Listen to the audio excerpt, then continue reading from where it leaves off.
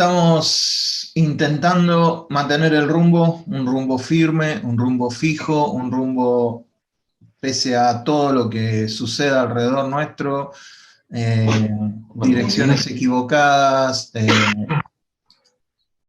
cuestiones que tengan que ver con carteles medio falsos que aparecen por ahí, de desviación, viste que vos vas por la ruta y te ponen carteles de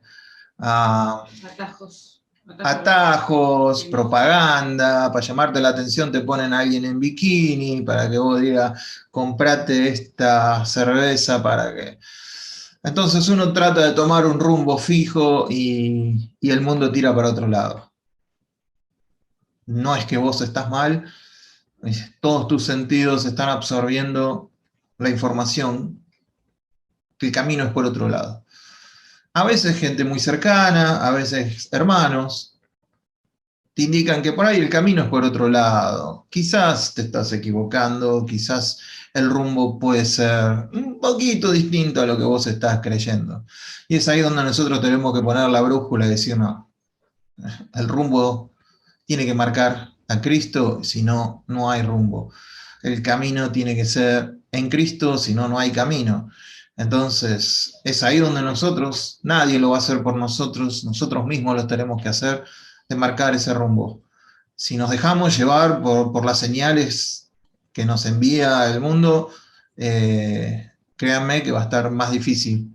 Y bueno, la idea es entender el Evangelio, volver al Evangelio como el elemento primordial en nuestra predicación, como el elemento, como el testimonio.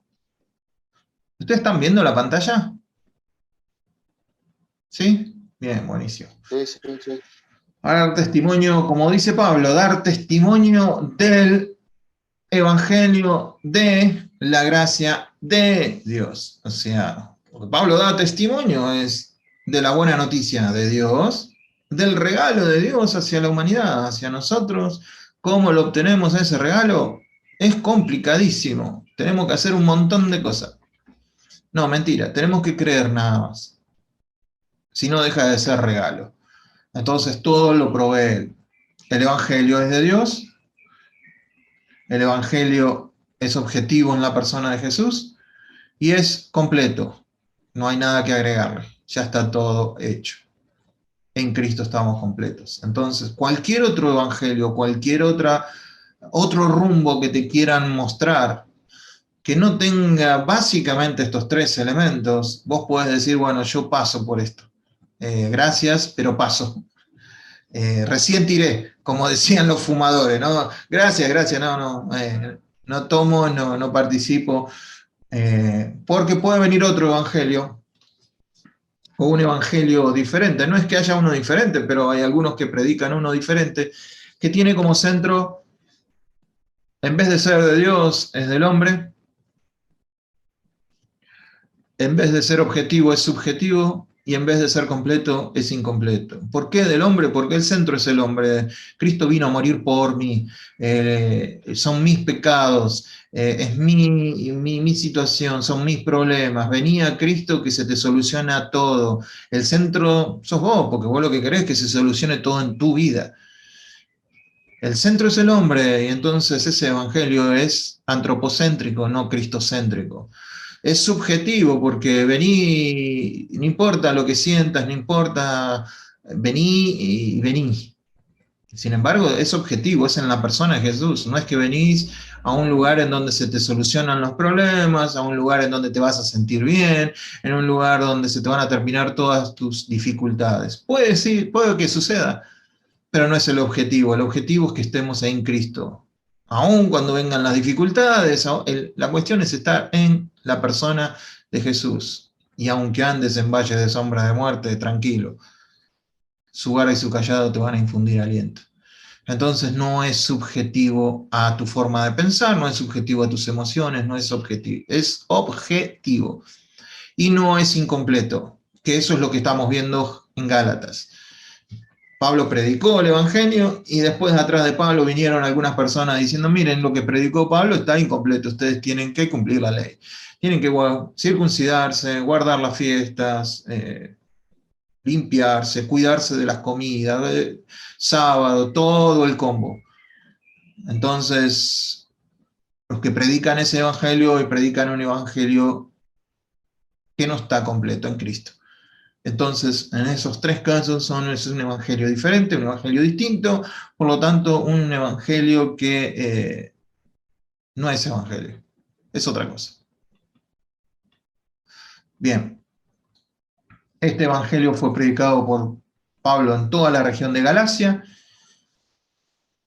y vinieron algunos que los perturbaron de parte de Jacobo, salieron de ellos, pero no lo mandaron ellos. Hoy es el día en que entramos en esta parte, Gálatas capítulo 2, algunos de parte de Jacobo, y Jacobo dice, mire, yo no los mandé, o no le dimos instrucciones en cuanto a lo que les están diciendo a ustedes. Yo creo que hoy, con la ayuda de Dios, le vamos a dar un corte definitivo a eso. Entonces, lo primero que vamos a ver hoy son tres características. Hoy vamos a ver tres características. Primero, el legalismo, que ya es algo que estuvimos viendo. Pero voy a retomar un poquito para atrás, voy a tomar un poquito para atrás rapidito. El legalismo es creencia correcta, pero un comportamiento equivocado. El legalismo es creer en la Escritura, pero comportarte de una manera equivocada. Creer en la ley es buena, es santa, pero el comportamiento, si vos querés hacer que cumplir la ley te va a agarrar más favor con Dios, ahí es donde estás equivocado. Y eso traducido es legalismo, porque te estás basando en la ley. Y la ley, el fin de la ley es, aleluya, Cristo. Cristo es el fin de la ley. Así que si es el fin, ya está, es el fin. No hay vuelta de hoja. Entonces vimos esta parte nosotros. Solo voy a tomar el versículo 4, donde dice, a pesar de los falsos hermanos introducidos a escondidas, que entraban para espiar nuestra libertad que tenemos en Cristo Jesús, para reducirnos, ahí podríamos decir, a su esclavitud. Los cuales ni por un momento accedimos a someternos para que la verdad del Evangelio. Fíjense en esa frase, presten la atención. La verdad del Evangelio. Porque Pablo la va a repetir.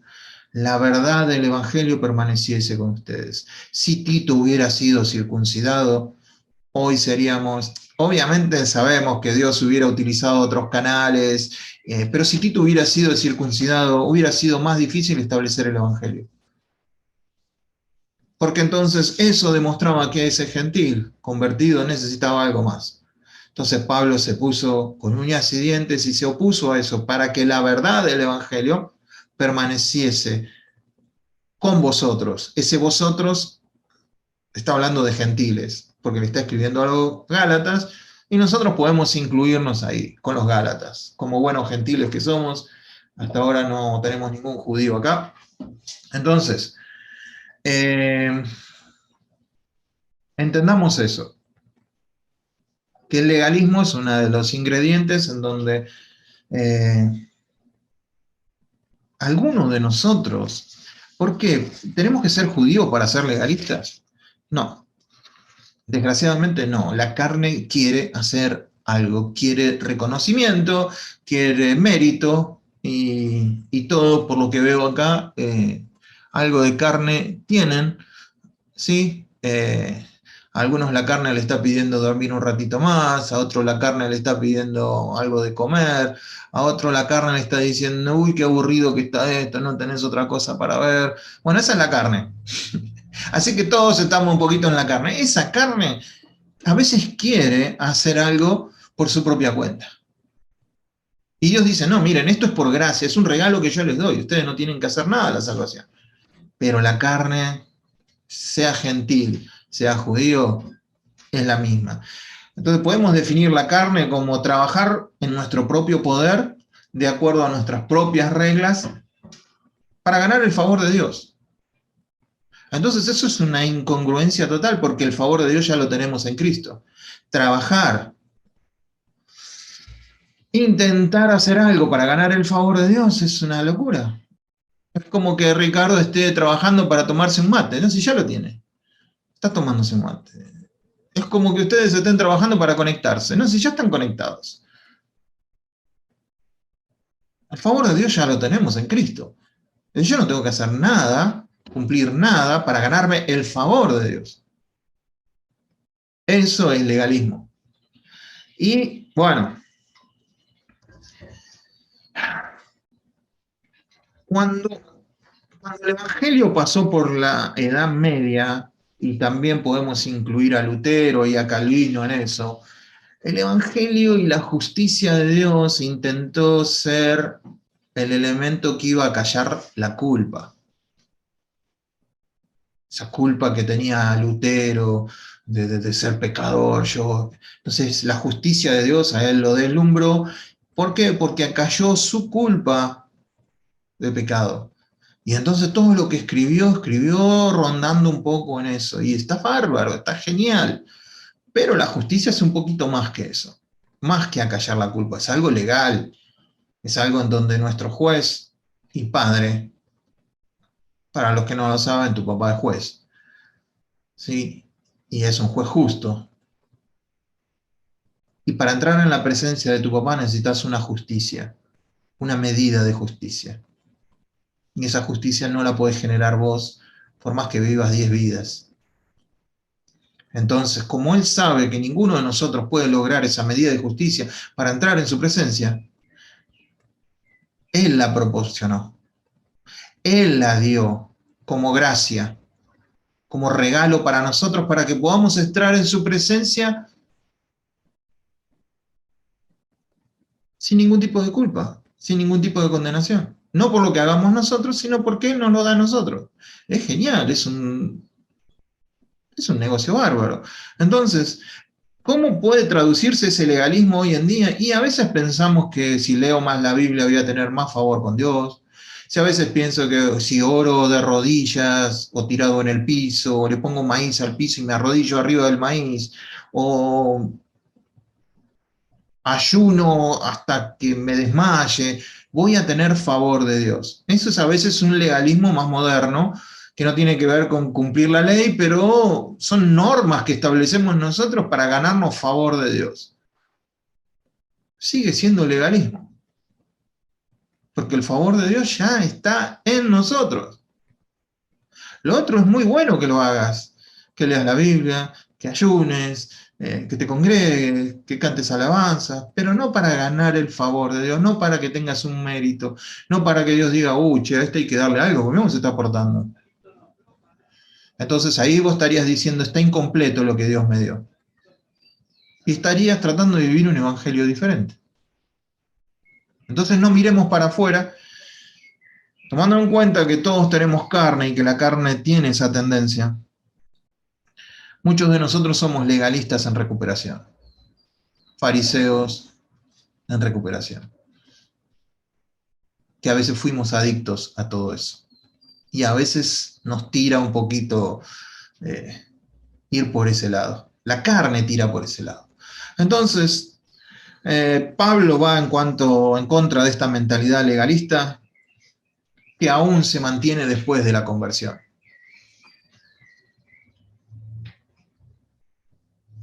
Y es bueno desvestirnos de eso y vestirnos de la justicia de Cristo.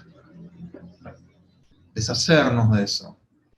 Aun cuando es mental, aun cuando yo creo que ese Dios es como mi papá, que tenía que portarme bien para ser mejor hijo. Tu papá no es así. Dios no es tu papá.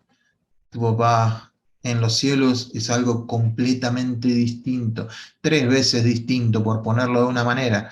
Cuando un judío decía que 3 veces era una cosa, era porque era segura.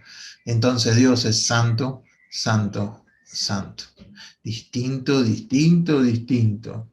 más allá de lo que conocés, más allá de lo que conocés, más allá de lo que conocés. Fuera de cualquier cosa que experimentaste, fuera de cualquier cosa que experimentaste, fuera de cualquier cosa que experimentaste. Ese es tu papá. Entonces, no lo rebajemos a cosas que conocemos. Y ahí es donde tenemos que poner la imagen del Padre. La mejor imagen es la parábola, la mal conocida parábola del Hijo Pródigo, en donde se nos pinta el cuadro del Padre.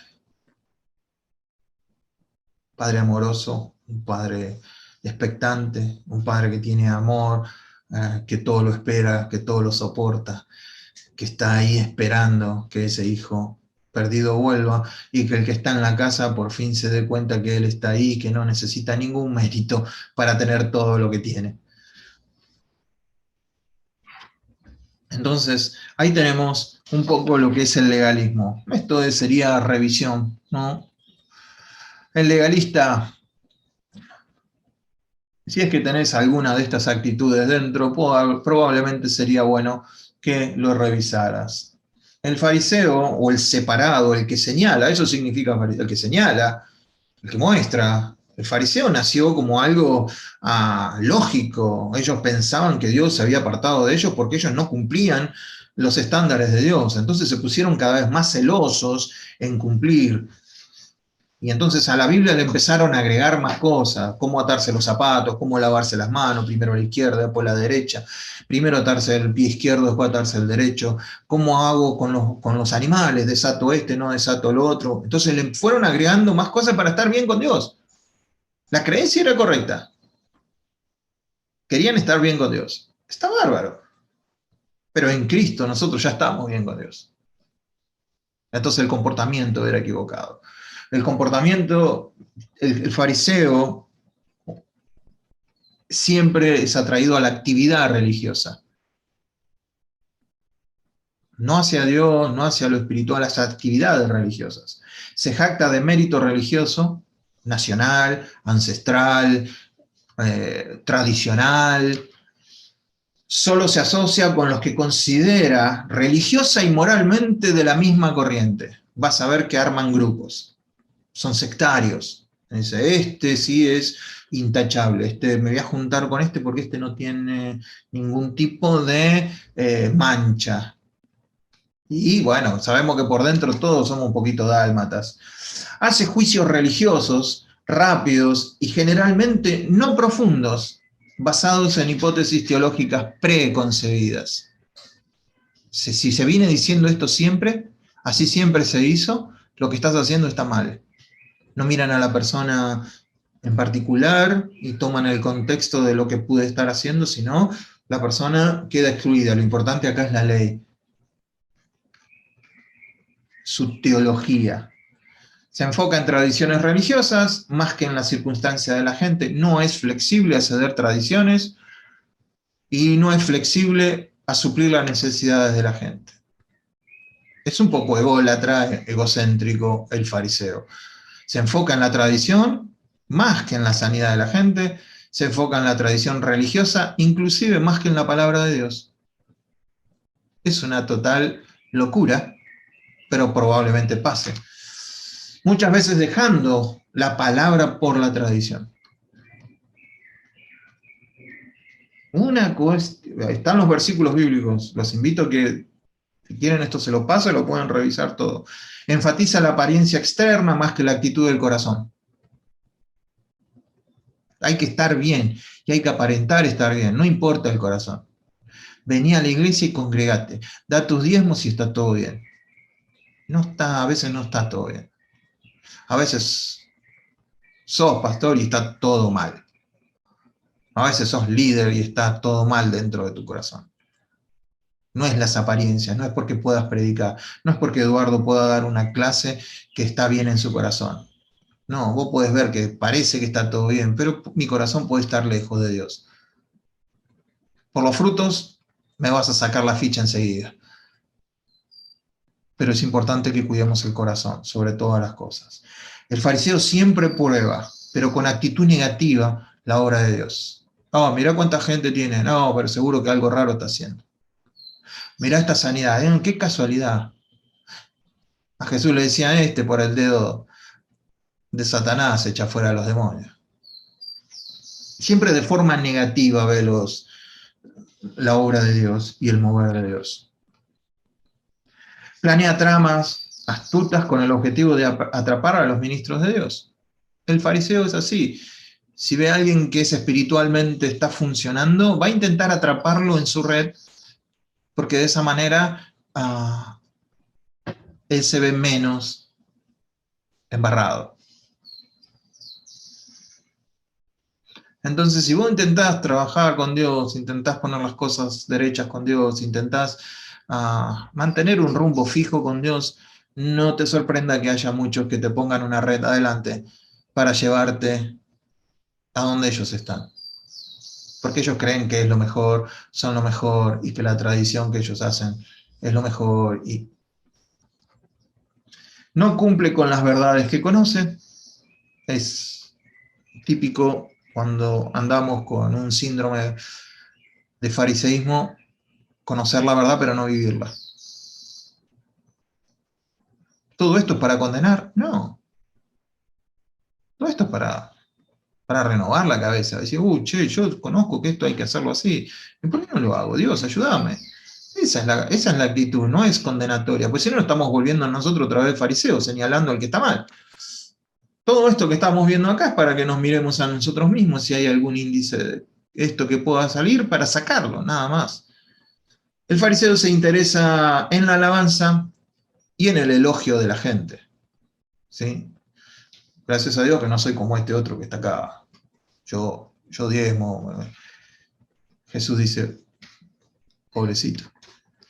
O como Saúl. Algún día vamos a estudiar la guerra entre Saúl y David para ver la guerra entre la carne y el espíritu. Y cómo Saúl le dice, vení, acompáñame, le dice a Samuel, aunque sea para que me vea la gente con vos.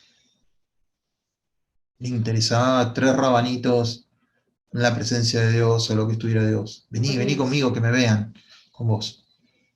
¿Sí?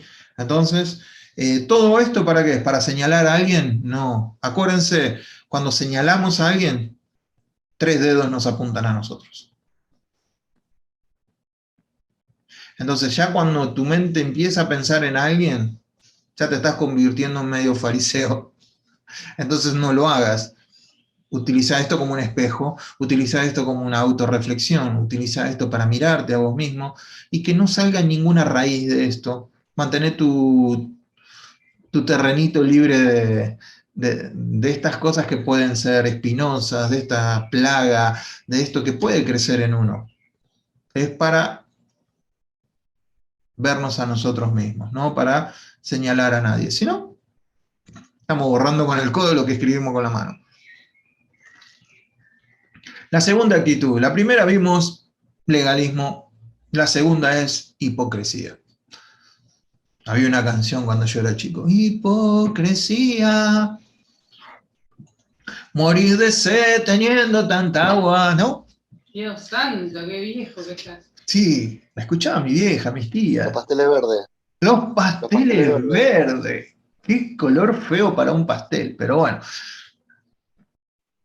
¿Será porque los pasteles estaban pasados de fecha? No sé.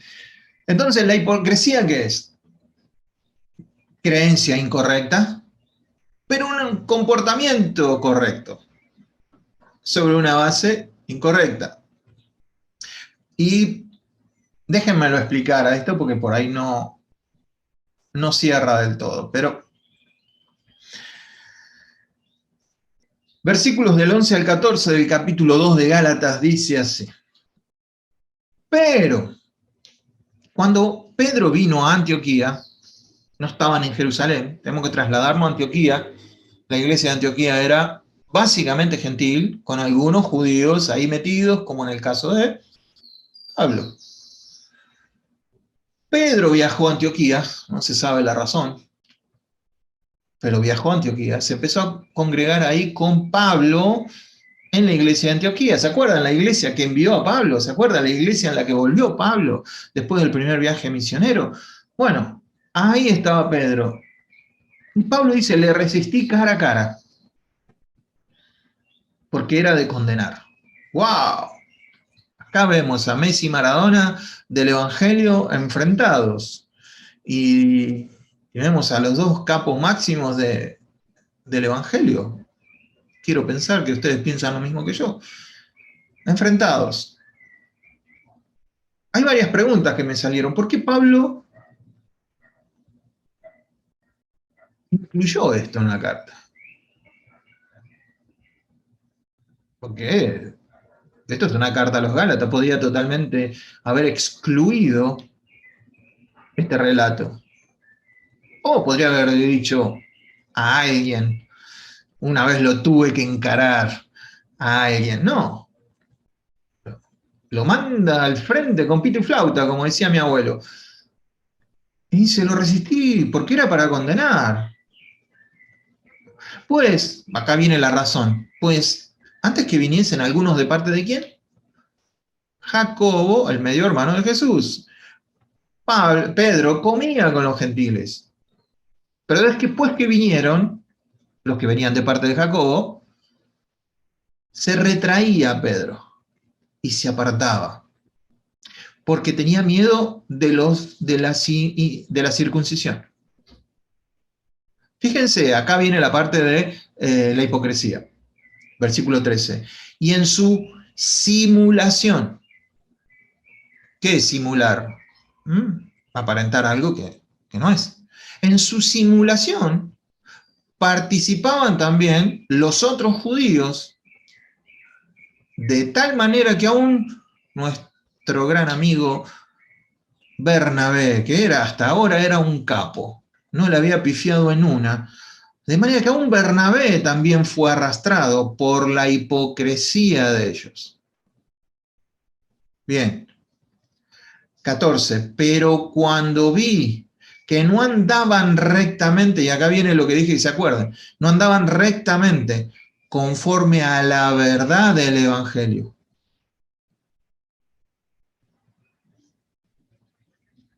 Dije a Pedro delante de todos, si tú, Pedro, siendo judío, vives como los gentiles y no como judío, ¿por qué obligas a los gentiles a judaizar?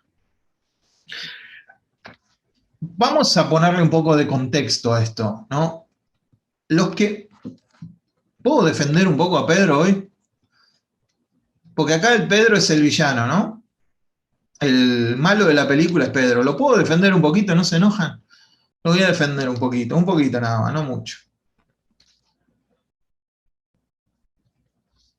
¿Pedro conocía el Evangelio? ¿Pedro conocía el Evangelio a los gentiles? Delante de él, en la casa de Cornelio, descendió el Espíritu Santo y todos eran gentiles y hablaron en otras lenguas. Pedro conocía el Evangelio a los gentiles. Fue el de la llave, que el Señor le dice, a ti te daré la llave del reino. Pedro estuvo ahí cuando se abrió el reino a los judíos en Pentecostés y estuvo ahí cuando se abrió el Evangelio a los gentiles en la casa de Cornelio, los dos Pentecostés, el judío y el gentil. Entonces Pedro conocía, no era un ignorante de esto. Bien, tomemos en cuenta esto. Primero, la cuestión, Pablo se para en lo teológico, que tiene unas implicaciones futuras tremendas, porque entendemos que el Evangelio acá se está estableciendo. Los fundamentos del Evangelio se está estableciendo. Entonces, teológicamente Pablo está estableciendo alguna verdad para las primeras iglesias, sobre todo las de Galacia. Después vamos a tener este tema mucho más desarrollado en Romanos.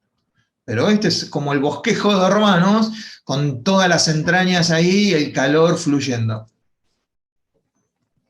En Jerusalén, lo que estaba pasando en Jerusalén era que ya se estaban corriendo, atacando, matando, poniendo en prisión a todos los judíos que tuvieran algo que ver con gentiles. ¿Sí? Esto estaba pasando en Jerusalén. Pedro está en Antioquía, lejos. No sé si habrá 300 kilómetros, una cosa así. Entonces vienen de parte de Jacobo Yo intuyo, después de lo que leí, no porque yo sea inteligente, créanme que me estuve quemando las pestañas por ustedes y leí varios comentarios. Entonces, lo que yo intuyo y me hace defender un poco a Pedro es que lo que envía Jacobo es para decirle, Pedro, acá la estamos pasando mal. A todos los que tenemos asociación con los gentiles nos están persiguiendo y nos están matando. Entonces llegan los de Jacobo a Antioquía y le dicen, Pedro, está pasando esto, esto y esto. A todos los judíos que nos estamos mezclando con los gentiles hay una persecución tremenda. ¿Qué es lo primero que hace Pedro?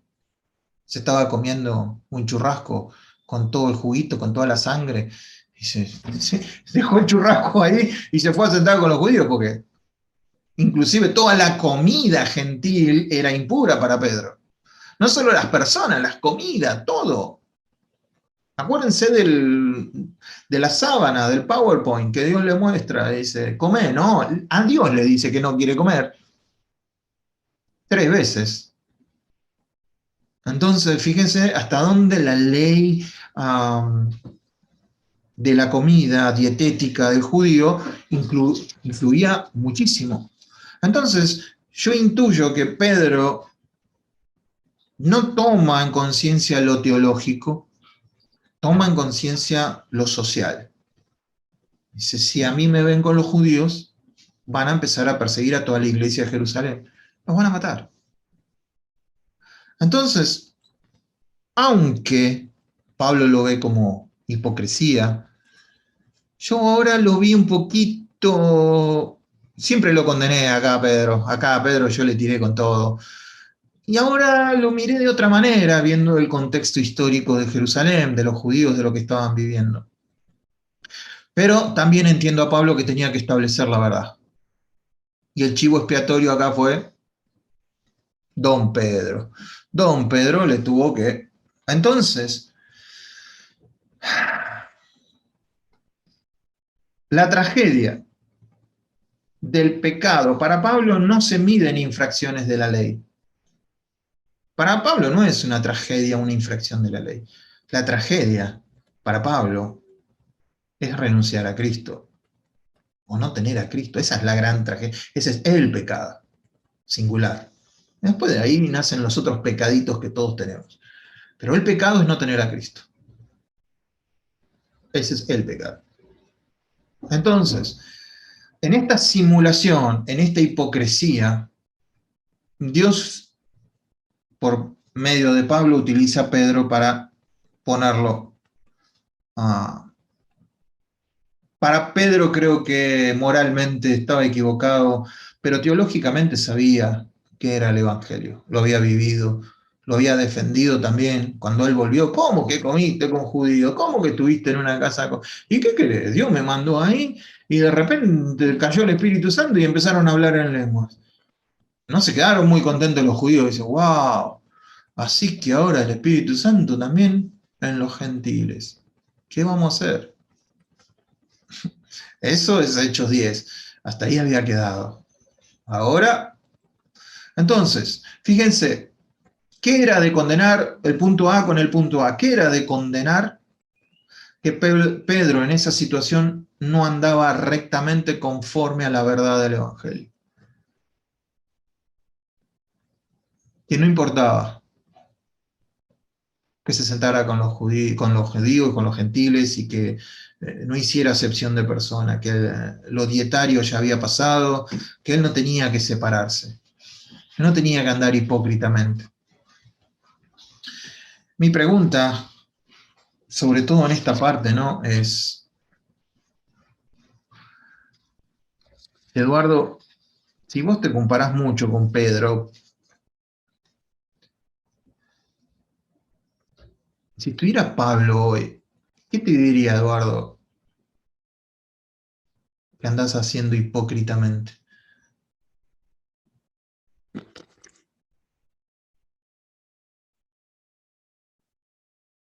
Sentarse en la mesa, lo que vamos a hacer hoy, lo que nos va a dirigir Ariel y Nancy, sentarnos en la mesa en aquel tiempo no era sentarte en la mesa como hoy. Sentarte en la mesa era señal de aprobación, señal de comunión, señal de que estabas comiendo y aceptando a la otra persona que estaba ahí. Por eso a Jesús se lo condena, porque comía con recaudadores de impuestos y con pecadores. Se sentaba a la mesa con ellos. Entonces, acá que Pedro esté sentado a la mesa, era toda una declaración, toda una predicación. Entonces, se estaban desviando de la verdad del Evangelio. Era una creencia correcta y una actitud incorrecta. Había hipocresía. La hipocresía es ponerse una careta y actuar. Eso es el origen de la palabra. En griego, en hebreo, es mucho más fuerte. Es estar dejando de lado a Dios, es herejía. ¿Sí? Entonces, los judíos, al ver algo que diga hipocresía, es estar dejando a Dios de lado, es herejía. En el griego era una hipocresía. Como siempre, todo lo griego, viste, es mucho más livianito. Y todo lo que es hebreo es más pa, pa, pa. Entonces, visto desde los judíos, Pablo estaba en herejía, Pedro estaba en herejía. Porque Dios había establecido algo que ya los judíos eran de él. Al no aceptarlo Pedro, se estaba poniendo en el lugar de Dios, diciendo estos no. Y sabiendo eso, se puso una careta y se fue con los judíos. No solo él, los otros judíos también, incluyendo a alguien que había predicado por toda Galacia, como Bernabé. Y acá lo manda al frente Pablo también, porque podría haber dicho, sí, Pedro y algunos más.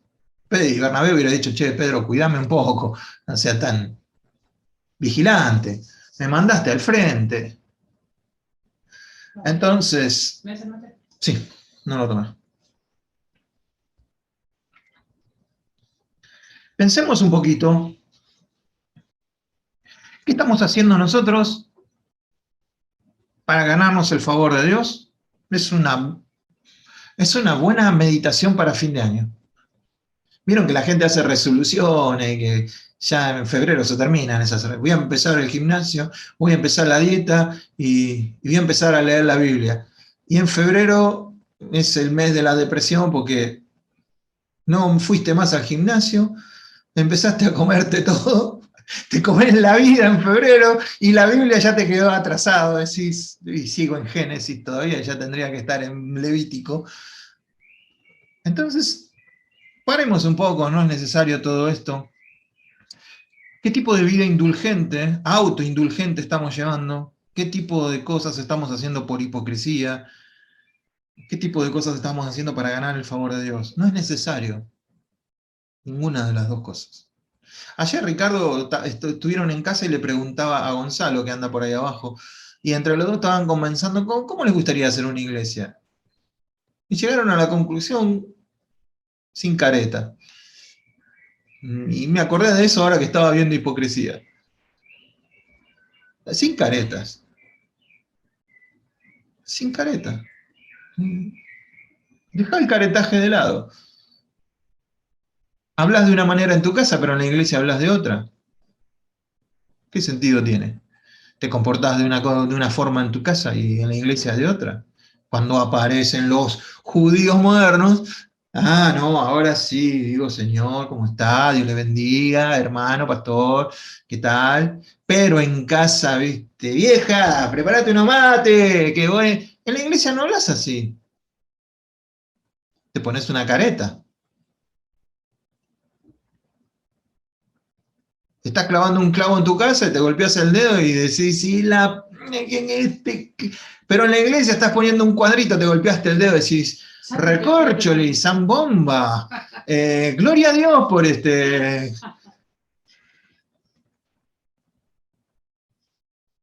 Está bien, lo estoy llevando al humor y lo estoy llevando a lo irónico y irrisorio, pero que eso no pierda la fuerza para que meditemos. porque sigue siendo hipocresía, de alguna manera. ¿Sí? A veces este comportamiento puede ser también, no, Eduardo, lo hago porque por amor a los demás, para que los demás no caigan. Bueno, si lo haces por eso es una muy buena razón, porque el amor es el fin de la ley y ahora vivimos bajo la ley del amor. Si lo haces con ese sentido, ya te di una excusa para que sigas haciendo lo mismo. A ver, entonces, ¿te querés ganar el Oscar dentro del grupito en donde te moves? ¿Qué sentido tiene si el Oscar ya te lo ganaste en el cielo? El premio ya lo tenés. Jesús te acepta así como sos en tu casa, te acepta. Como sos en la iglesia, dice, qué raro este. Vieron que las iglesias, las puertas de la iglesia son a veces un poco milagrosas. Vas peleado, que no te hablas en el auto, pero pasás la puerta de la iglesia y, "Ah, Dios le bendiga, hermano, ¿cómo están en victoria, hermano? Gloria a Dios, aleluya, amén". ¿Y qué pasó? ¿Qué ocurrió pasando esa puerta? ¿Qué ocurrió cuando te reuniste con otras personas y cambió tu... No cambió nada en esencia. Pusiste una careta. Y ahora lo que estás haciendo es actuando. Eso es lo que hizo Pedro. Así que no lo condenemos tanto a Pedro. Yo anoche le tuve que pedir perdón a Pedro si en algún lado estaba. Pedro no le importa nada porque está en la presencia del Señor. Pero fue un buen ejercicio decir, Pedro, siempre te juzgué, siempre te condené. La verdad que yo soy más Pedro que vos. Eh, soy más Pedro que Pedro. Eso, y cada uno de ustedes ve si le cabe el zapato en alguna área. No necesito saberlo. Ustedes y Dios lo arreglarán. En el punto número 3, vamos a ver la actitud legalista, la actitud hipócrita, pero también hay una actitud de fe y fidelidad. En este caso, la creencia es correcta y el comportamiento es correcto, porque fe y fidelidad son dos caras de una misma moneda, es la misma palabra. Es más, es muy difícil traducir fe como creencia o como fidelidad en la Biblia. Entonces los traductores siempre tuvieron un gran problema en cómo traducirlo, si como fe o como fidelidad, porque pistis es las dos cosas. Entonces, dice, nosotros judíos de nacimiento, le dice Pablo a Pedro, y no pecadores de entre los gentiles, o sea, ellos eran pecadores gentiles, judíos, no pecadores gentiles. Sabiendo que el hombre no es justificado por las obras de la ley, sino por la fe de Jesucristo, no por la fe en Jesucristo, sino por la fe de Jesucristo, nosotros también hemos creído en Jesucristo, para ser justificados por la fe de Cristo. Ven acá, no sé si, a mí cuando me cuesta un pasaje entenderlo, o cuando ya creo que un pasaje lo entiendo y lo divido, en lo que se conoce como quiasmo, en lo que se conoce como paralelismo de ideas. Vemos que Pablo está haciendo eso como buen judío que es. Hace un paralelismo de ideas. El hombre es justificado por las obras de la ley. No por las obras de la ley, por cuanto las obras de la ley, nadie será justificado. ¿Nancy va a ser justificada por la obra de la ley? No. ¿Lili? ¿Lili capaz que sí? No, dice nadie, ¿no? ¿En su Biblia dice nadie? Adrián, ¿en tu Biblia dice nadie? ¿O algunos? No, nadie va a ser justificado por las obras de la ley. ¿Qué son las obras de la ley? Son actitudes que funcionan de tal manera que usurpan la gracia de Dios. Es como que yo llegué a tu casa con un regalo, che, mira, te traje un vinito, no sé si tomas vino, o te traje, che, esta factura, y vos de repente decís, estas facturas es porque yo me porté bien. Por eso Eduardo me las trajo. Me voy a seguir portando bien para que me traiga facturas. No, te la traje por regalo porque quería pasar un tiempo con vos. ¿Qué te pone? Entonces, la salvación es eso, no por las obras de la ley, porque nadie va a ser justificado. ¿Qué parte de nadie no entendemos? Vamos a ser justificados por la fe de Jesucristo, ni siquiera por nuestra fe. ¿Dice en tu Biblia de Jesucristo? Quizás a veces lo leemos y mentalmente decimos, ah, es la fe que yo tengo en Jesucristo. Bueno, eso es una interpretación personal. Entonces, por la fe de Jesucristo, lo voy a leer todo. Nosotros, judíos de nacimiento, no pecadores entre los gentiles, sabiendo que el hombre no es justificado por las obras de la ley, sino, contraste, por la fe de Jesucristo, por lo que él hizo, por la obediencia que él tuvo al Padre, escuchándolo al Padre, por su fe es que yo tengo ahora justificación. ¿Y por qué la tengo? Porque yo también tengo fe en él. ¿Se entiende ese trabalengua? Nosotros también hemos creído en Cristo, en Jesucristo. Por eso es que estamos ahí.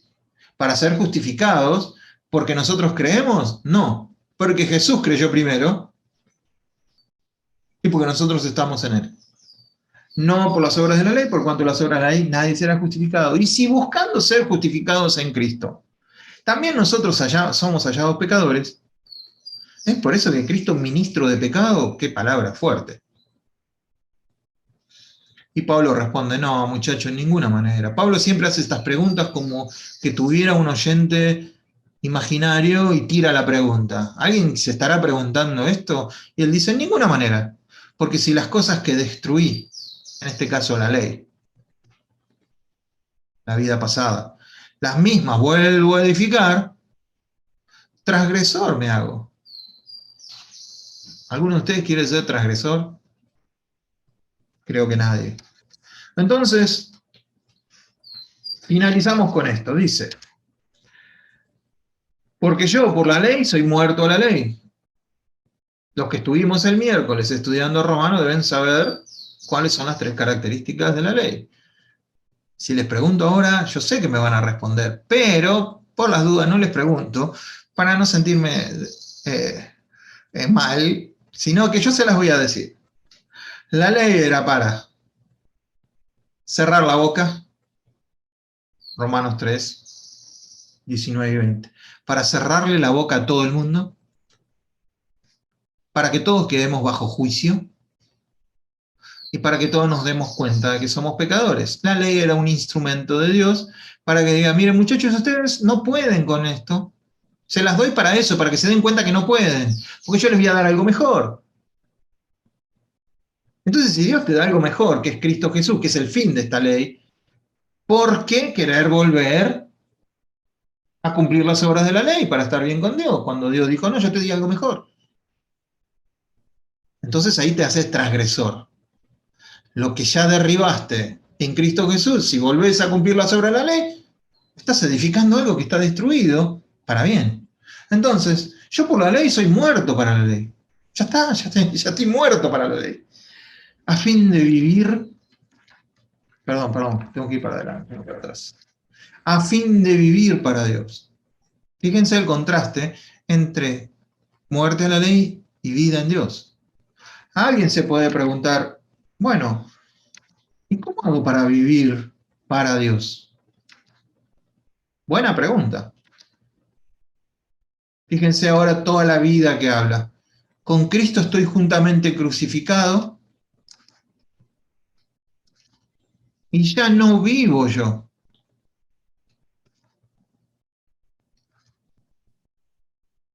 Más vive Cristo en mí. Entonces la vida que nosotros tenemos es Cristo en nosotros. ¿Qué hicimos para ganarnos esa vida? Solo creer. Solo creer. Y lo que ahora vivo en la carne, ¿ven el paralelismo de ideas? Ya no vivo yo. Podemos leer la D con la D. Ya no vivo yo, y lo que ahora vivo en la carne, lo podemos leer así también. Ya no vivo yo, porque vive Cristo en mí, pero en la carne, en el día a día, lo que vivo, lo vivo en lo que Jesús me dice, porque la fe viene por el oír la palabra de Cristo.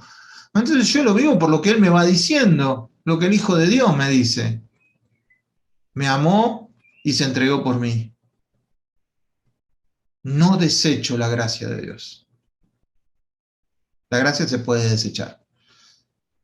Un regalo se puede desechar. No la desecho la gracia de Dios, pues si por la ley fuese justicia, al divino botón, diría, murió Cristo. Si es por la ley que vos vas a estar bien con Dios, ¿para qué vino Cristo? Entonces, mi pregunta para vos es, cualquier cosa que quieras hacer conforme a la ley para estar bien con Dios, estás haciendo la muerte de Cristo un accesorio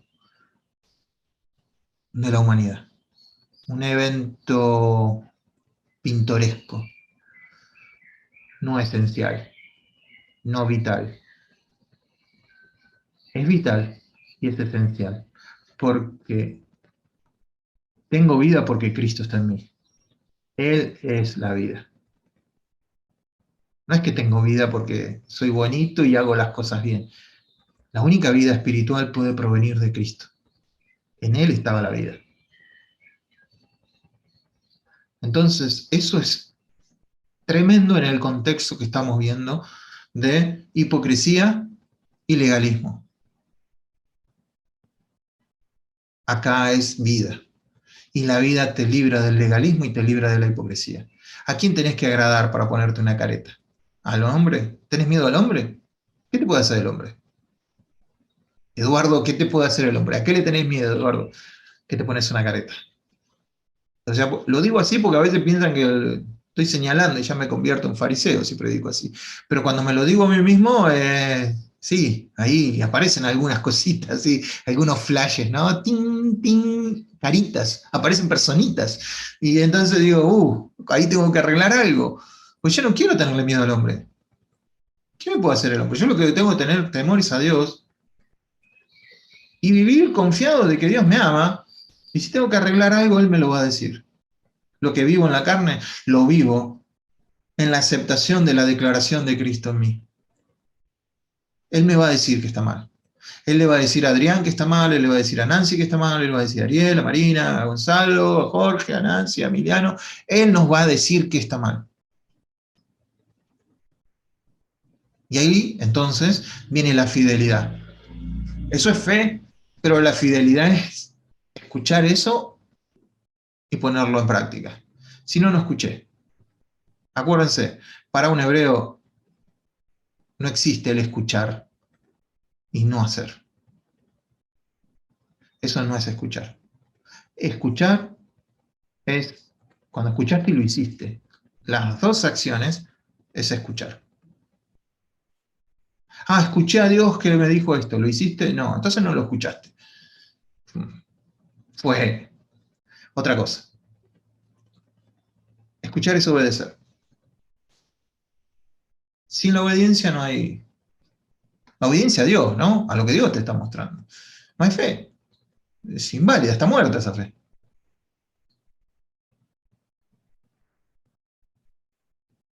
Bien, con esto intentamos que el rumbo sea firme, que no nos dispersemos en legalismos ni en hipocresías, en vivir una vida que no es la nuestra, en vivir una vida bajo la ley en vez de bajo la gracia. Nosotros vivimos por la fe de Cristo. Tenemos vida porque Él está vivo en nosotros. Hoy vamos a ratificar eso, comiendo el pan, tomando el vino. Vamos a ratificar que eso que leímos hoy es cierto en nosotros, con un sermón ilustrado que es comer pan y beber del vino. Que las dos cosas son Cristo. Y no me quiero meter en lo que iban a hacer Nancy y Ariel. Pero cerremos los ojos un minuto para darle un cierre a esta...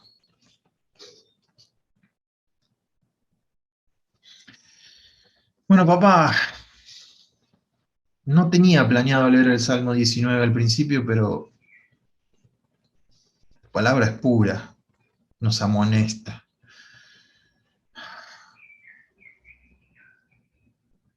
Si hay algo, yo hablo por mis hermanos, yo ya sé que en mí hay algo. No estoy poniendo no estoy diciendo si hay. Lo que me mostraste en mí, ayúdame a arreglarlo. Y ahora con mis hermanos me uno en esta oración para que si vos les mostraste algo en ellos, también lo arreglen. Y si no hay nada, que den gloria a tu nombre, que den alabanza y que glorifiquen tu nombre. Pero si hay algo en lo que estamos actuando con hipocresía, si hay algo legalucho por ahí, Dios, ayúdanos a que ahora que vamos a hacer borrón y cuenta nueva en la Santa Cena, lo podamos dejar atrás y caminar en la fe de lo que nos mostraste hoy. Que lo que nos mostraste hoy seamos fieles a no vivir por las obras de la ley, a no tomar la actitud de Pedro en ese instante de hipocresía, sino a entender la profundidad de que Cristo vive en mí. Y ese Cristo que vive en mí me va a mostrar si algo está mal. Y si Él me muestra que algo está mal, es Cristo. ¿Cómo no solucionarlo? ¿Es Señor o no es Señor de mi vida? Si es Señor, tengo que hacer algo. Si no, es solo un invitado, es un vecino. Pero si es Señor,